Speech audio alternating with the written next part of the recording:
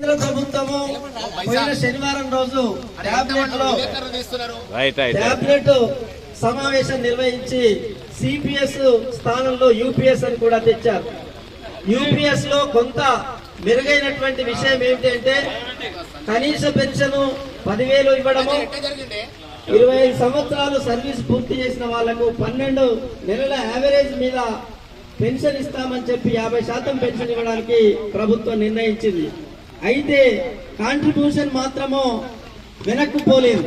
ఇది contributory pension ఉన్నంత కాలము ఉద్యోగికి భరోసా అనేటువంటిది లేదు.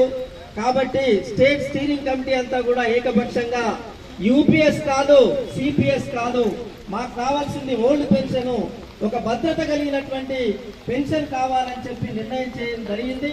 ప్రభుత్వాలు వెనక్కు పోయేంత వరకు, ఓపీఎస్ అమలు చేసేంత వరకు తప్పనిసరిగా ఈ పోరాటం కొనసాగుతుంది.